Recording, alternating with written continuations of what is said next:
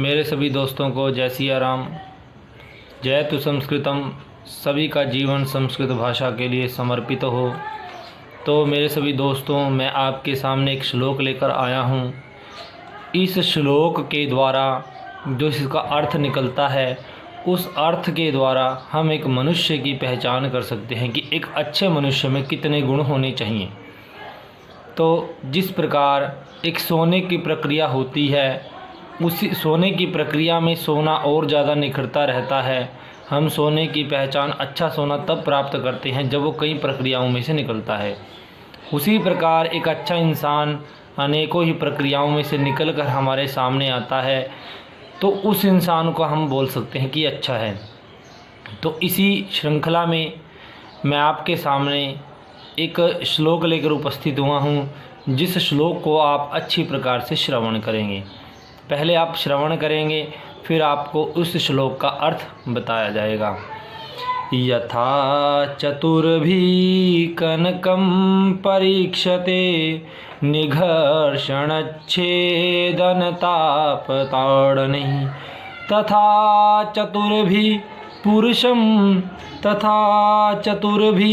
पुरुषः परीक्षते श्रुतेन शीलेन कुलेन कर्मणा।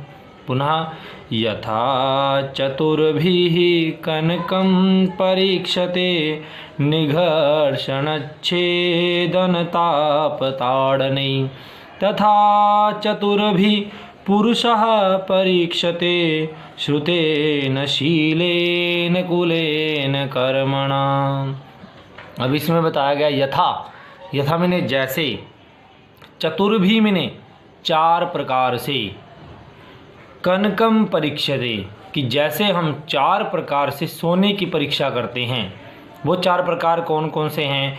सबसे पहला प्रकार है उसका निघर्षण, अर्थात सोने को रगड़ना। हम सोने को जितना ज़्यादा रगड़ते हैं, सोना उतना ज़्यादा निखरता जाता है, उतना ज़्यादा साफ़ हो जाता है। हम कई बार सुनार के पास जाते हैं, अपना हमारा कोई सोने का कोई आभूषण अगर ख़राब हो जाता है, तो जो सुनार होता है उस पर रगड़ मारता है। अपने उसके पास ब्रश होते हैं, ब्रश की रगड़ मारता है, या उसके पास पानी लगाकर वो उसे साफ़ कर देता है। अर्थात सबसे पहले सोने को हम उसकी अच्छी परख के लिए, उसकी परीक्षा के लिए हम सबसे पहले उसको रगड़ते हैं। दूसरे नंबर पर छेदन, अर्थात उसको छेद करना या उसको कूटना। जहाँ पर वो सीधा है, जहाँ पर वो टेढ़ा है, जहाँ पर जैसा है, उसको अच्छी प्रकार से बनाना, उसको छेद के द्वारा या कैसे भी बनाना, यानी सोने की परीक्षा में दूसरा नंबर छेदन का आता है।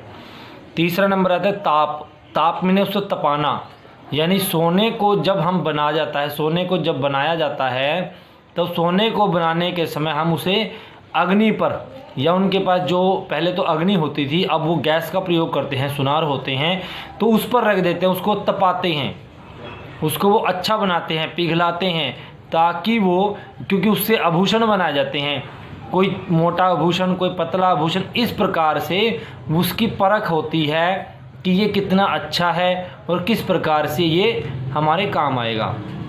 उसके बाद चौथा है ताड़ना मैंने पीटना। उसको पीटा जाता है, सोने को सीधा किया जाता है, इतना मोटा गट्ठा होता है, सोने को तपाया जाता है, फिर पीटा जाता है। पीट कर उसको क्या बना देते थे, एक उसके रूप में, एक जो चैन होती है सोने की चैन, उसके रूप में उसको पतला सा बना दिया जाता है।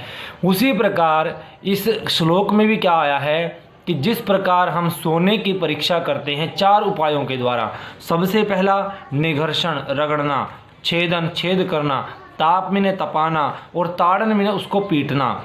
उसी प्रकार तथा चतुर्भी पुरुषः परीक्षते, उसी प्रकार चार उपायों के द्वारा हम पुरुष की भी परीक्षा कर सकते हैं। कोई भी इंसान, अगर जिस इंसान से हम मित्रता कर रहे हैं, अगर हमें उसकी परीक्षा करनी है तो चार प्रकार के उपायों से हम उसकी परीक्षा करते हैं।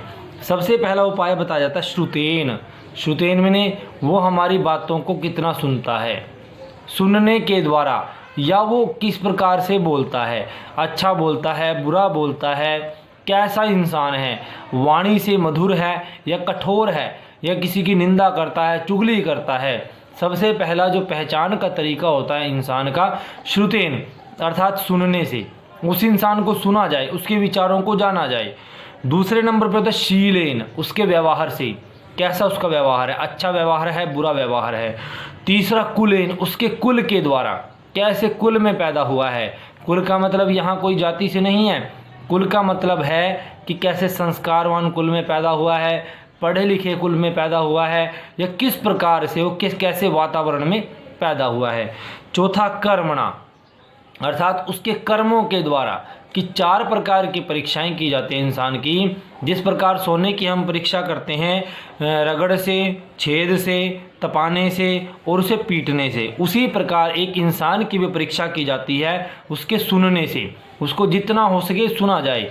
अगर हमें किसी इंसान के साथ मित्रता करनी है तो उस इंसान के विचारों को सुना जाए।